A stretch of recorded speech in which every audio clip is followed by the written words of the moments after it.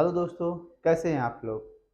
MPPSC by DC sir के digital platform में मैं राजेंद्र गुप्ता आप सभी लोगों का स्वागत करता हूं।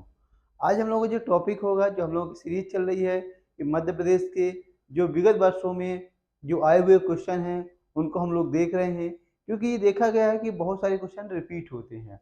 अगर रिपीट हुए क्वेश्चन में अगर वो क्वेश्चन हमसे सही गलत नहीं हुए तो हमारे जो सिलेक्शन का जो चांस है वो बढ़ जाएगा। इसलिए ज़रूरी ये है कि हमारे पास जो प्रीवियस क्वेश्चन पेपर है जो हम लगा रहे हैं वो मुझसे गलत नहीं होना चाहिए। पहली प्राथमिकता यही है। तो चलो बिना देरी करते हुए हम अपने लेक्चर को स्टार्ट करते हैं। सबसे पहले हम श्री गणेशाय भगवान को नमन करते हैं, श्री गणेशाय नमः, और लेक्चर को देखते हैं। चलिए, आज का जो हमारा पहला क्वेश्चन है कि मध्य प्रदेश में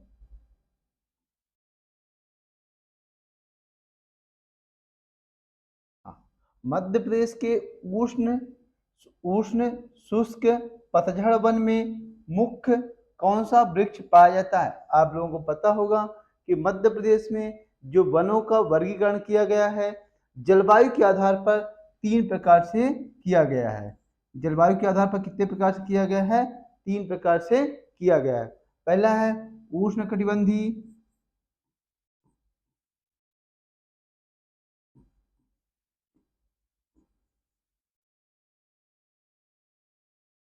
उष्णकटिबंधीय शुष्क वन। दूसरा है उष्णकटिबंधीय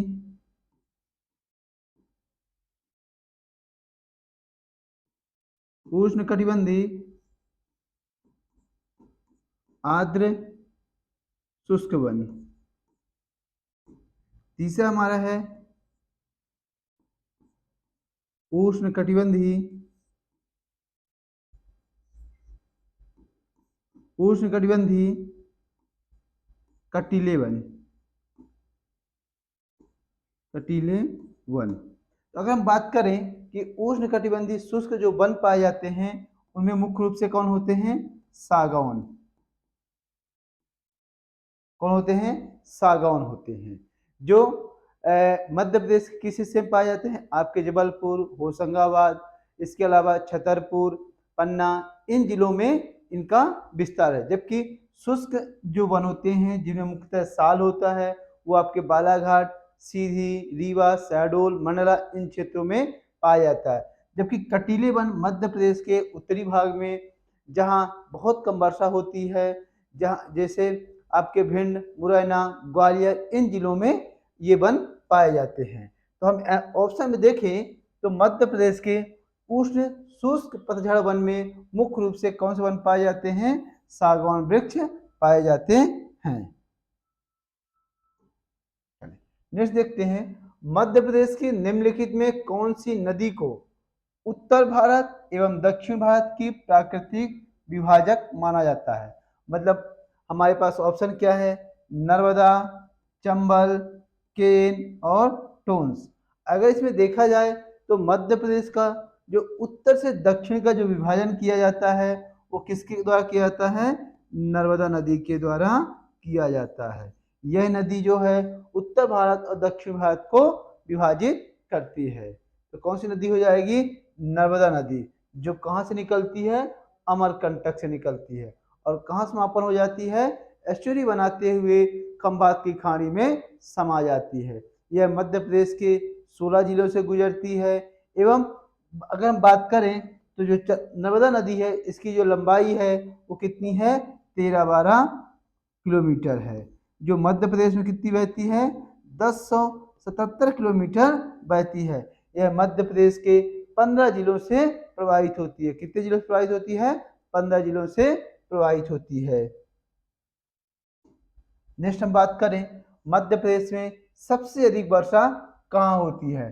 तो मध्य प्रदेश में जो वर्षा जो जलवायु पाई जाती है वह उष्ण कटिबंधीय मानसूनी प्रकार की जलवायु पाई जाती है। अगर हम बात करें मध्य प्रदेश में जो सर्वाधिक वर्षा होती है वो कहाँ होती है? पचमढ़ी में होती है। पचमढ़ी में लगभग कितनी वर्षा होती है? 200 सेंटीमीटर वर्षा होती है। और पचमढ़ी कहाँ पे स्थित है? सतपुड़ा पर्वतमाला में स्थित महादेव श्रेणी में अवस्थित है। कहाँ स्थित है? महादेव श्रेणी में स्थित है। किस जिले में अवस्थित है? यह नर्मदापुरम में अवस्थित है। किस जिले में है? नर्मदापुरम में है। नेक्स्ट, कर्क रेखा सूर्य की लंबवत किरणें कब पड़ती है? मतलब कि कर्क रेखा जो मध्य प्रदेश के कितने जिलों से गुजरती है? 14 जिलों से गुजरती है। यह पूरे भारत के देखा जाए तो 8 स्टेटों से गुजरती है। तो मध्य प्रदेश के बीचों बीच से गुजरती है, जो मालवा के पठार और बघेलखंड के पठार को दो भागों में विभाजित करती है। यह जब सूर्य 21 मार्च के बाद उत्तरायण की ओर होने लगता है, इसके बाद 21 जून को, कितने? 21 जून को यह कर्क रेखा पर क्या होती है? लंबवत पड़ती है। क्या हो जाएगा हमारा? 21 जून।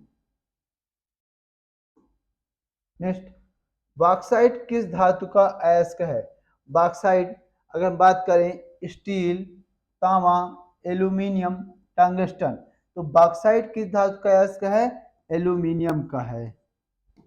बॉक्साइट मध्य प्रदेश में सर्वाधिक कहाँ पाया जाता है? अमरकंटक में। और यहीं से जो बॉक्साइट का उत्खनन किया जाता है उसे रेणुकूट में स्थित हिंडाल्को इस्पात प्लांट में भेजा जाता है। इसके अलावा जो बॉक्साइट का उत्पादन मध्य प्रदेश में होता है वो कहाँ होता है? आपके कटनी में, सतना, रीवा, इन जिलों में होता है। हमारा आंसर क्या हो जाएगा? आपका एल्यूमिनियम। क्या हो जाएगा? एल्यूमिनियम। नेक्स्ट, मध्य प्रदेश में कितने कृषि जलवायु क्षेत्र हैं? देखिए, मध्य प्रदेश को अगर कृषि जलवायु के आधार पर कितने भागों में विभाजित किया गया है? 11 भागों में विभाजित किया गया है। जबकि फसलों के आधार पर मध्य प्रदेश को 5 भागों में विभाजित किया गया है। कितने भागों में विभाजित किया गया है? 5 भागों में विभाजित किया गया है। नेक्स्ट देखते हैं, 2011 की जनगणना के अनुसार मध्य प्रदेश की कुल जनसंख्या में अनुसूचित जनजाति का प्रतिशत कितना है? तो मध्य प्रदेश में जितनी भी जनसंख्या है, कितनी मध्य प्रदेश की कितनी जनसंख्या है? 72, 62, 68, 09।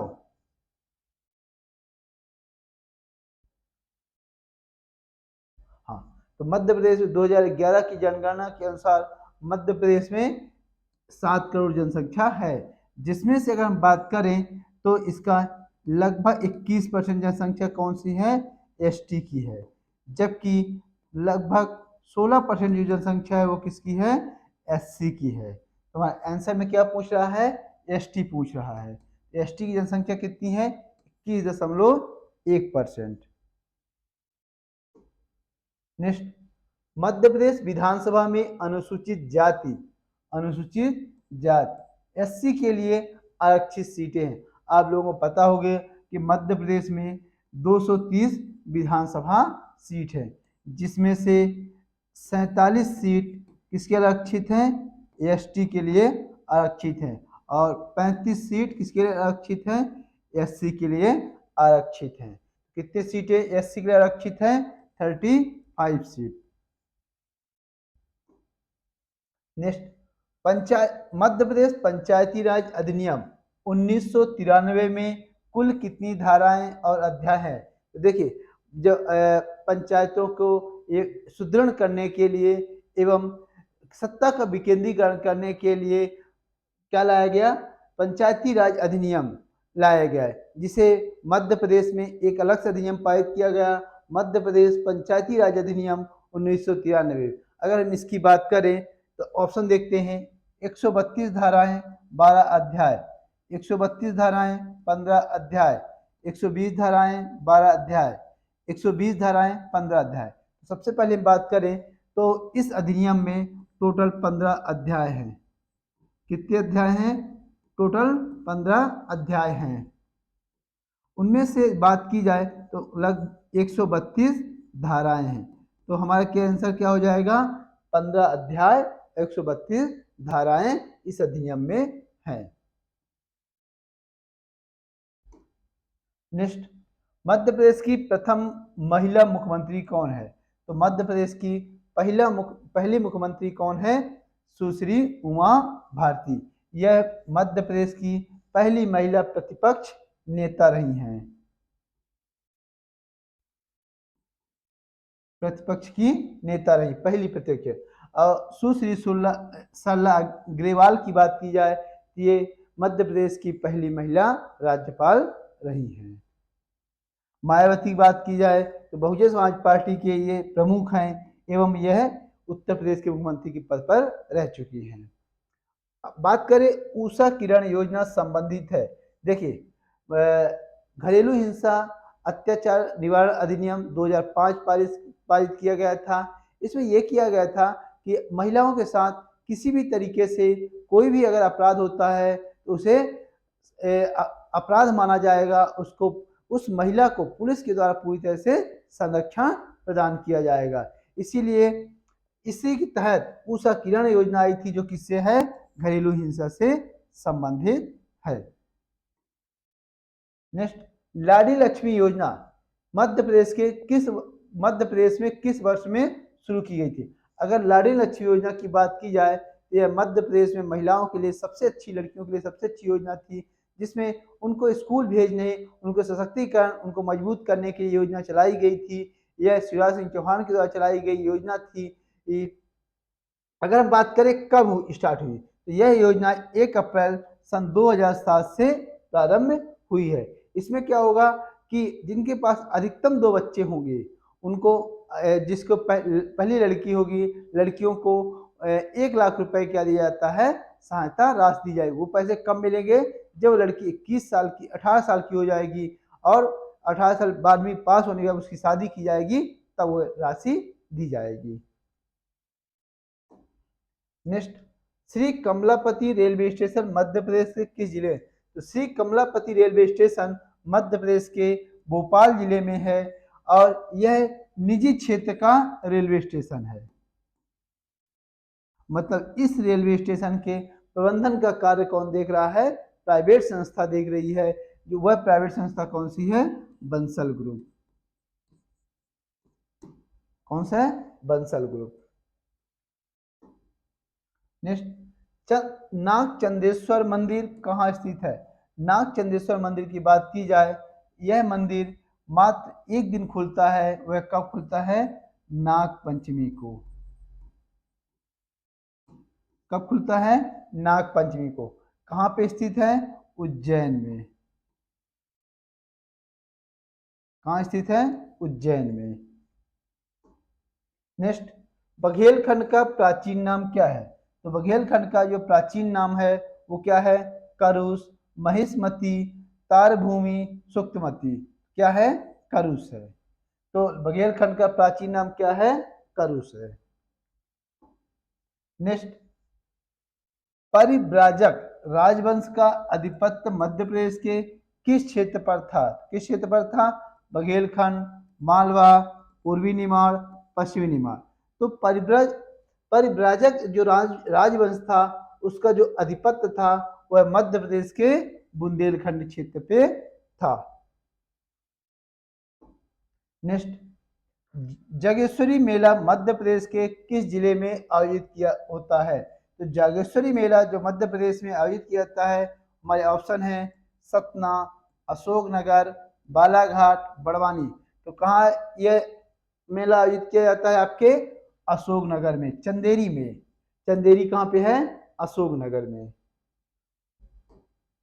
नेक्स्ट, निम्नलिखित में कौन सा नृत्य निमाड़ी लोक नृत्य से संबंधित नहीं है? मतलब जो हमारे पास ऑप्शन दिए हैं उनमें कौन सा ऐसा ऑप्शन है? ऑप्शन हमारा क्या है?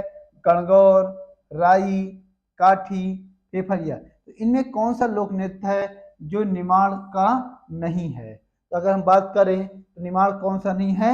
राई। राई कहाँ का है? बुंदेलखंड। यह मध्य प्रदेश का क्या है? राजकीय नृत्य है।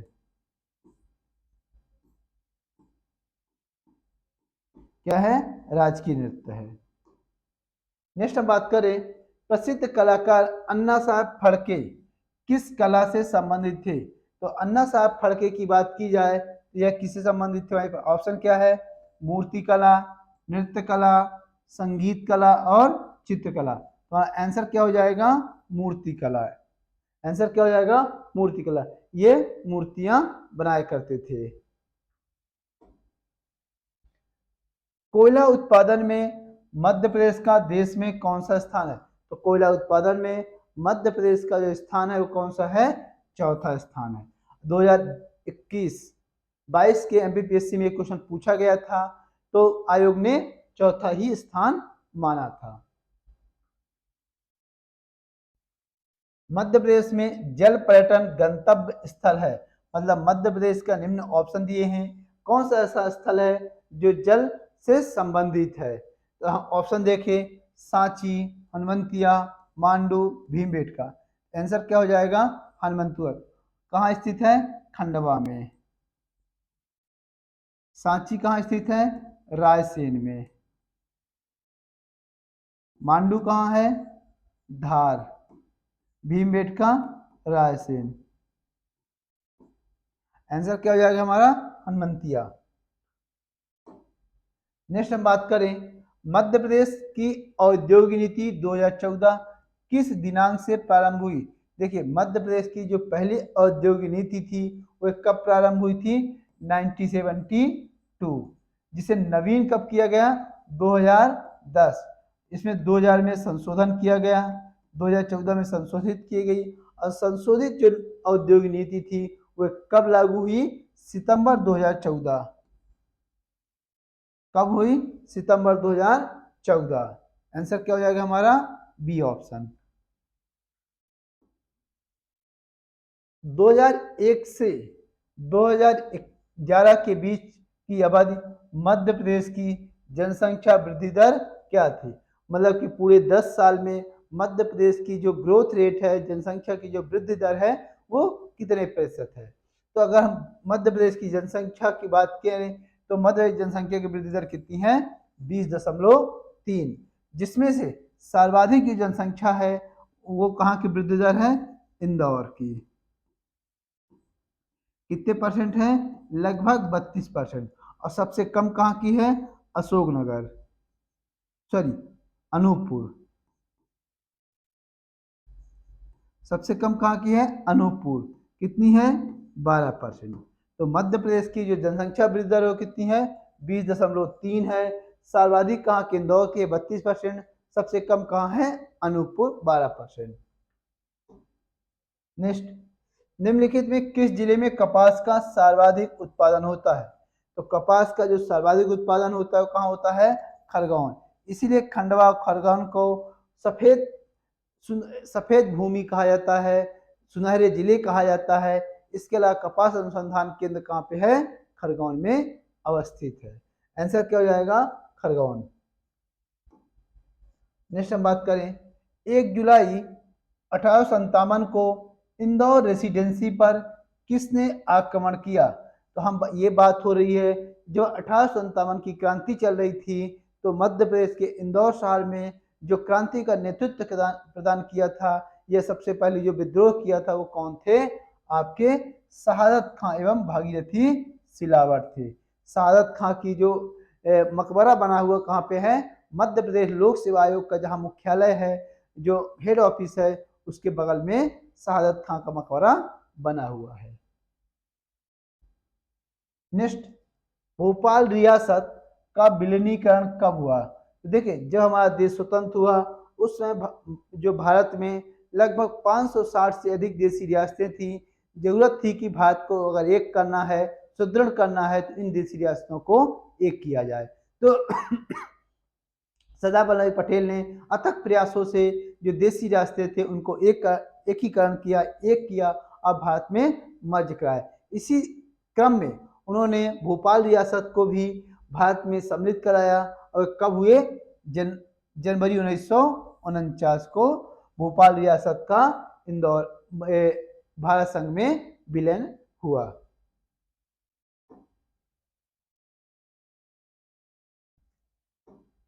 नेक्स्ट है, देसौल बोंग आदिवासी त्योहार है। देसौल जो बोंग है वो एक तरह का सरहुल त्योहार है। कौन सा है? सरहुल त्योहार है, जो कब मनाया जाता है? ग्रीष्म ऋतु में मनाया जाता है। कब मनाया जाता है? ग्रीष्म ऋतु में मनाया जाता है। तो देर सॉल्व बनेगा क्या है? सरहुल। सरहुल त्योहार है जो कब मनाया जाता है? ग्रीष्म उत्सव के रूप में मनाया जाता है। नेक्स्ट, पंडित रविशंकर शुक्ल का जन्म कहाँ हुआ था? कहाँ हुआ था? सागर, जबलपुर, दमोह, रायपुर। इनका जो जन्म हुआ था वो सागर में हुआ था। यह मध्य प्रदेश के पहले सीएम थे। नेक्स्ट, सिंगरौली कोयला क्षेत्र में मुख्यतः कौन से प्रकार के कोयला मिलते हैं? तो सिंगरौली अगर की बात की जाए तो यह यहाँ जो कोयला पाया जाता है वो पूरे विश्व के सबसे मोटी परत पाई जाती है। कितने मीटर? लगभग से 138 मीटर की। यहाँ जो कोयला पाया जाता है ओपन कास्ट माइनिंग होती है और वह बिटुमिनस प्रकार का कोयला पाया जाता है। कौन सा प्रकार पाया जाता है? बिटुमिनस प्रकार का कोयला पाया जाता है। सतपुड़ा तापी विद्युत केंद्र कहाँ पे स्थित है? देखिए, सतपुड़ा तापी विद्युत केंद्र की हम बात करें तो यह कहाँ पे स्थित है? सारणी। कहाँ है? और सारणी कहाँ पे है? बैतूल जिले में। कहाँ स्थित है? बैतूल जिले में। आंसर क्या हो जाएगा हमारा? सारणी। मध्य प्रदेश का सबसे बड़ा फोटोवोल्टिक सौर ऊर्जा प्रोजेक्ट प्लांट कहाँ लगाया गया है? तो मध्य प्रदेश का सबसे बड़ा जो फोटोवोल्टिक सौर ऊर्जा प्लांट लगा हुआ है, आप लोगों को पता होगा कहाँ लगा है? Rewa ultra mega solar plant, जो कि कितना देता है? 750 मेगावाट इसकी उत्पादन क्षमता है। नेक्स्ट देखते हैं, कौन से जिले में तवा सिंचाई परियोजना अवस्थित है? तो तवा सिंचाई परियोजना तवा नदी पे है और तवा नदी नर्मदा नदी की सहायक नदी है। यह नदी नर्मदापुरम जिले से निकलती है। इस पे एक डैम बनाया गया है जिसे तवा सिंचाई परियोजना नाम दिया गया है। ऐसे जो सर्वाधिक सिंचाई होती है कहाँ होती है? होशंगाबाद में होती है। नेक्स्ट, निम्न में से कौन सा जल विद्युत परियोजना नहीं है? तो पेंच, बरगी, बाणसागर, टोंस। श्री सिंगा जी नहीं है। श्री सिंगा जी कैसा है? तापी विद्युत केंद्र है। मतलब कि कोयले के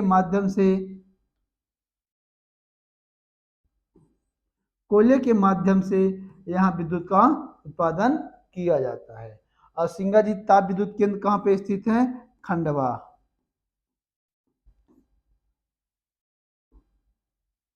नेक्स्ट बात करें, प्रभाष जोशी पुरस्कार किस खेल से संबंधित है? अगर प्रभाष जोशी की सिंगल बात की जाए तो यह पत्रकार थे। क्या थे? पत्रकार थे। और इनका जो संबंध है वह मलखम से है। और मलखम जो है मध्य प्रदेश का राजकीय खेल है। मध्य प्रदेश का राजकीय खेल क्या है? मलखम है। और प्रभाष जोशी पुरस्कार किससे जुड़ा हुआ है?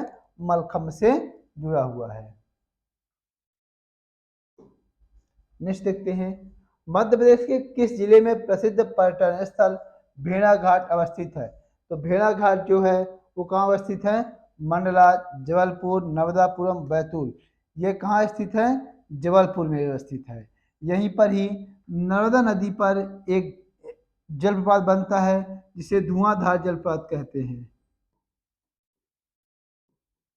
धुआंधार जलप्रपात भेड़ाघाट में स्थित है और ये कहाँ है? आपके जबलपुर जिले में अवस्थित है। मध्य प्रदेश सरकार द्वारा जन सहभागिता के माध्यम से शुरू किया गया वृक्षारोपण अभियान निम्नलिखित में कौन सा है? तो मध्य प्रदेश सरकार द्वारा जो जन सहभागिता के माध्यम से शुरू किया गया वृक्षारोपण अभियान जो है, उसमें ऑप्शन क्या क्या है हमारे पास? अंकुर, फ्रेंड्स ऑफ द अर्थ, हरियाली, हरित क्रांति। आंसर क्या हो जाएगा? अंकुर। हरित क्रांति को आपको पता होगा किससे संबंधित है? यह फसलों के उत्पादन से संबंधित, मतलब कृषि से संबंधित है। फ्रेंड्स ऑफ अर्थ मतलब पृथ्वी के बचाव से संबंधित है। और हरियाली महोत्सव मनाया जाता है। आंसर क्या हो जाएगा हमारा? अंकुर। चलिए, मध्य प्रदेश शासन के किस विभाग में मंगल दिवस योजना की शुरुआत की गई है? तो मंगल दिवस योजना आंगनबाड़ी में मनाया जाता है, जो महिला एवं बाल विकास मंत्रालय के तत्वाधान में संचालित है।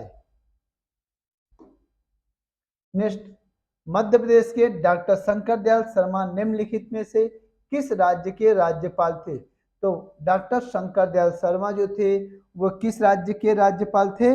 महाराष्ट्र राज्य के राज्यपाल थे। नेक्स्ट, मध्य प्रदेश के किस जिले में ओरछा अवस्थित है? ओरछा जो थी वह बुंदेलों की राजधानी थी। क्या थी? बुंदेलों की राजधानी थी। यह बेतवा नदी के तट पर अवस्थित है। ये कहाँ है? निवाड़ी जिले में। नेक्स्ट, किस वर्ष राज्य ग्रामीण विकास संस्थान की स्थापना जबलपुर में की गई, जो अब महात्मा गांधी राज्य विकास एवं पंचायत राज संस्थान के नाम से जाना जाता है? तो अगर इस संस्थान की बात की जाए, इसकी स्थापना जो हुई थी वह कब हुई थी? 1964 में हुई थी। कहाँ हुई थी? जबलपुर में हुई थी। जहाँ क्या काम किया जाता है? प्रशिक्षण का कार्य किया जाता है। नेक्स्ट, निम्नलिखित में कौन सा कथन सत्य है? भगोरिया उत्सव मध्य प्रदेश के भील जनजाति के द्वारा मनाया जाता है। नेक्स्ट है, भगोरिया उत्सव मध्य प्रदेश के गोंड जनजाति द्वारा मनाया जाता है। नेक्स्ट है, भगोरिया उत्सव मध्य प्रदेश के कोरकू जनजाति द्वारा मनाया जाता है। उपयुक्त में से कोई नहीं। इसका आंसर क्या हो जाएगा? ए। भगोरिया उत्सव मध्य प्रदेश में भील जनजातियों के द्वारा मनाया जाता है। नेक्स्ट, भारत की जनगणना 2001 के अनुसार मध्य प्रदेश में निम्नलिखित में कौन सा विकल्प सत्य है? अगर हम जन्म दर मृत्यु दर की बात करें, 2011 में जन्म दर तो क्या थी हमारी? 20.1%, जबकि मृत्यु दर कितनी थी? 6.1%। मध्य प्रदेश के किस सिंचाई परियोजना को शहीद चंद्रशेखर आजाद सागर परियोजना के नाम से जाना जाता है? इसका आंसर क्या हो जाएगा? जोवट, जो कहाँ पे है? हथनी नदी पर। कहाँ पे स्थित है? हथनी नदी पर स्थित है। किस जिले में? अलीराजपुर में।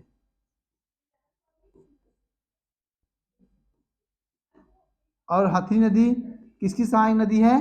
नर्मदा की सहायक नदी है।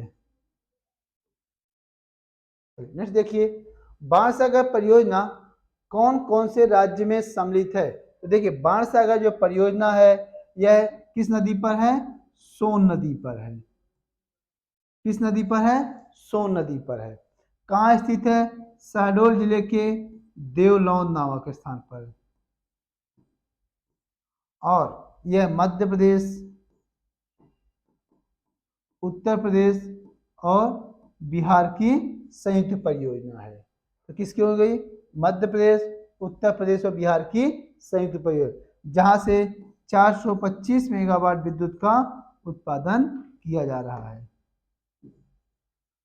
हर्षी परियोजना किस नदी पर स्थित है?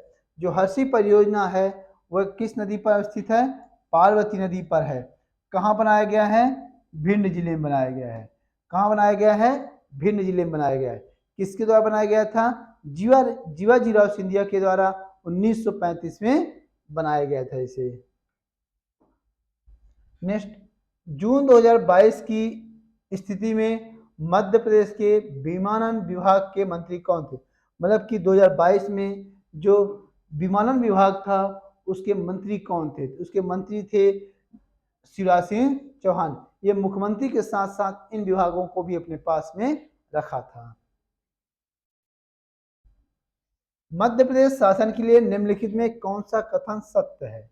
कौन सा कथन सत्य है? क्रीड़ांगन पंचायत एवं ग्रामीण विकास की एक योजना है। नेक्स्ट, रंगत दोहा निम्नलिखित में किस रंग मंच शैली से संबंधित है? तो जो रंगत दोहा है इसमें क्या होता है कि जब मंचन किया जाता है तो दोहाओं के माध्यम से अपनी बात रखी जाती है। और वो किसमें होता है? माच। माच कहाँ का लोक नाट्य है? मालवा का। यह मध्य प्रदेश का राजकीय लोकनाट्य भी है। राजकीय लोकनाट्य भी है। नेक्स्ट, मामूलिया त्योहार मुख्यतः किसके द्वारा मनाया जाता है? देखिए, चैत्र मास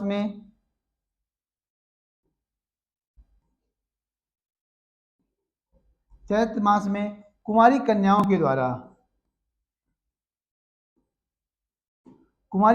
के द्वारा यह उत्सव मनाया जाता है। किसके द्वारा? कुमारी कन्याओं के द्वारा। मामूलिया त्योहार कहाँ मनाया जाता है? बुंदेलखंड अंचल में।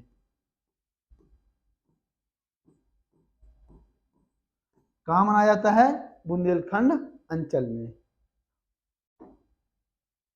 Next, the search for Lanka पुस्तक किसकी कृत है? ऑप्शन हमारे पास है माखनलाल चतुर्वेदी, बालकृष्ण शर्मा नवीन, नंदुलाल वाजपेयी और पंडित द्वारिका प्रसाद मिश्र। यह किसकी पुस्तक है? पंडित द्वारिका प्रसाद मिश्र की यह रचना है। नेक्स्ट, निम्नलिखित में किस रियासत में 1931 में चरण पादुका हत्याकांड हुआ था? तो ये चरण पादुका हत्याकांड हुआ था, वो कहाँ हुआ था? छतरपुर में। कब? 1931 में एक घटना हुई थी। परिमल रासो की रचना किसने की थी? तो परिमल रासो की रचनाकार थे वो कौन थे? जगनिक। कौन थे? जगनिक, जो बुंदेली भाषा में इन्होंने रचना की थी। इसके अलावा जगनिक की जो अन्य रचना है आल्हा उदल है, जो वीर रस पर आधारित है। किस वंश ने ओरछा को बुंदेलखंड की राजधानी बनाया? किसने बनाया था? बुंदेला ने। वीर सिंह बुंदेला, रुद्र प्रताप बुंदेला, ये जितने बुंदेला वंश थे ओरछा वंश से संबंधित है, जो बुंदेला राजवंश से राजधानी थी।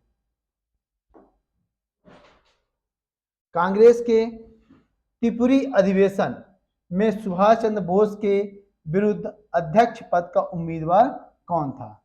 तो आप लोगों को पता होगा, जो त्रिपुरी में जो अधिवेशन हुआ था वह 1939 में हुआ था। यह त्रिपुरी कहाँ पे है? जबलपुर में, जिसमें सुभाष चंद्र बोस और उनके सामने जो प्रतिद्वंदी थे पट्टाभी सीता रमैया थे। यह ऐसा कहा जाता है ये गांधी जी के समर्थक थे, लेकिन फिर भी उस चुनाव में हार गए थे। बाद में मतभेद हुआ और सुभाष चंद्र बोस ने कांग्रेस से इस्तीफा दिया था। इसके बाद जो कांग्रेस कमेटी के जो अध्यक्ष बना था वो कौन थे? डॉक्टर राजेंद्र प्रसाद थे। निम्नलिखित में कौन सा पर्यटन स्थल बौद्ध धर्म से संबंधित नहीं है? तो कौन सा नहीं है आपका? ककन मठ नहीं है। ककन मठ कहाँ पे है? मुरैना। बाघ कहाँ पे है? बाघ की गुफा धार में है, जो बौद्ध धर्म से संबंधित भी है। भरहुत की जो गुफा है जो वो कहाँ पे है? सतना जिले में, यह भी बौद्ध धर्म से है। सांची रायसेन में। आंसर क्या हो जाएगा हमारा? ककन मठ। ठाकुर रणमा सिंह ने स्वतंत्रता के लिए कहाँ संघर्ष किया? अगर ठाकुर रणमा सिंह की बात की जाए, इनका जो जन्म हुआ था वह सतना जिले में हुआ था, लेकिन इनकी जो स्वतंत्रता के लिए 1857 की क्रांति के लिए जो अपना आंदोलन चलाया था वो कहाँ चलाया था? रीवा जिले में। कहाँ चलाया था? रीवा में, जहाँ के रीवा राजघराना एक अप्रत्यक्ष रूप से इनकी सहायता की थी। नेक्स्ट है दी बैगा पुस्तक के लेखक कौन थे? तो दी बैगा पुस्तक के लेखक कौन थे? Verrier Elwin. Next, Madhya Pradesh में ई गवर्नेंस की बढ़ाने के लिए ई दक्ष परियोजना उद्देश्य है। तो मतलब मध्य प्रदेश के ई गवर्नेंस की ई दक्ष परियोजना का उद्देश्य क्या है? तो क्या है? यह ई गवर्नेंस और आईटी परियोजनाओं के कार्यान्वयन में मध्य प्रदेश सरकार के अधिकारियों की संवेदनशीलता बनाना। आंसर क्या हो जाएगा हमारा सी। मध्य प्रदेश के किस शहर में मध्य प्रदेश के जल एवं भूमि व्यवस्थापन संस्था कहाँ है? ये जो संस्था है वो कहाँ स्थित है? आपके भोपाल जिले में अवस्थित है। मध्य प्रदेश के बजट 2022-23 में मध्य प्रदेश ने 2 औद्योगिक पार्क स्वीकृति किए थे। निम्नलिखित विकल्प में कौन सा विकल्प इन 2 पार्क स्थल के लिए सही है? कौन सा होगा? बगरौत एवं बैरसिया। बैरसिया पर आपको पता कहाँ है? भोपाल में।